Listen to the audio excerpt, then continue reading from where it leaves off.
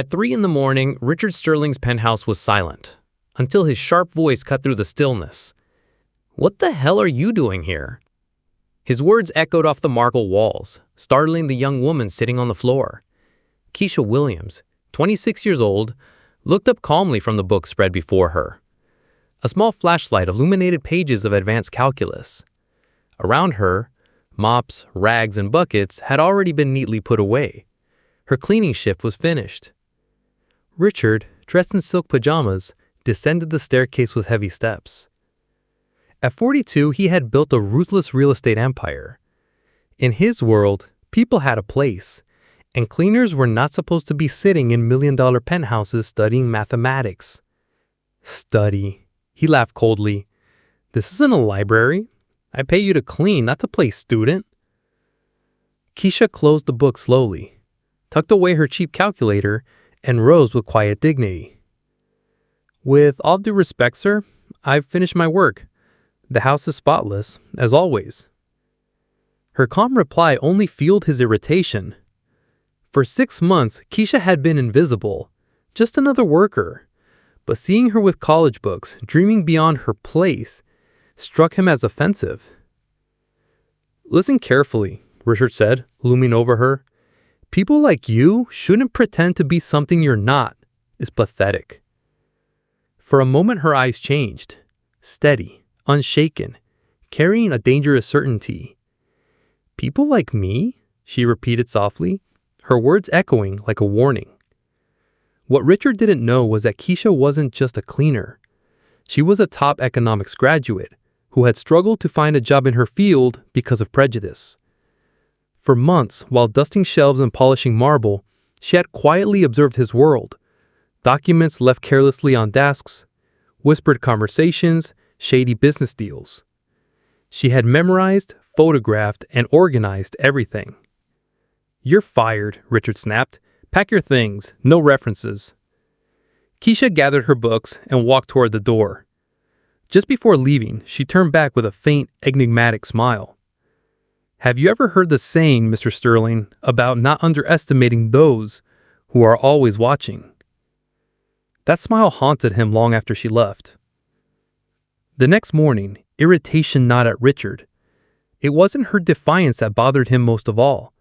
It was that unsettling calm in her eyes. But he brushed it off. Mocking her later at his exclusive golf club, "Can you believe it? My cleaning lady was studying calculus in my living room," he sneered, drawing laughter from other businessmen. What Richard didn't know was that at that very moment, Keisha sat in a public library organizing 6 months of evidence. Insider trading, fake consulting fees, bribes disguised as contracts. Every detail photographed, cataloged, and cross-checked. Her background in economics gave her the ability to decode schemes that Richard thought were invisible to someone like her. Becoming a cleaner in his home hadn't been coincidence, it was strategy. When doors to corporate jobs closed in her face, she had found another way in. And now she had everything she needed.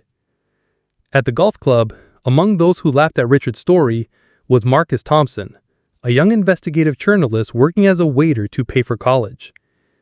He recognized Sterling's arrogance instantly, and he recognized Keisha's name. The next day, he found her at the library. "I've been investigating him for 2 years, but I never had solid proof. You worked in his house." Keisha studied him carefully, then opened her notebook.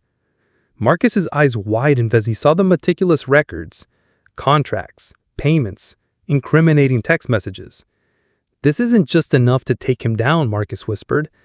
"This could shake the entire business elite of the city."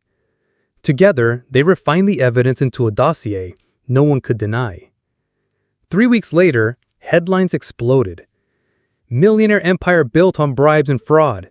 Exclusive documents reveal corruption scheme." Richard woke up to his own face on the front page.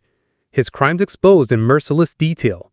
Fraudulent contracts, bribery, price rigging, and most damning of all, a recording of him offering a bribe in his own penthouse. By noon, his partners had abandoned him, banks had frozen his accounts, and government investigations were underway. His empire collapsed in hours. That afternoon, the intercom rang. "Mr. Sterling, it's Keisha Williams. I came to return something you left behind." Minutes later, she stood before him, not in a cleaner's uniform, but in a blazer, carrying a leather briefcase. On his desk, she laid down the newspaper. "Thought you might like an autographed copy." Richard's hands shook. You planned this?" "No," Keisha said evenly. "I prepared, and you gave me the opportunity. You thought my skin color and my job defined my intelligence. That arrogance blinded you."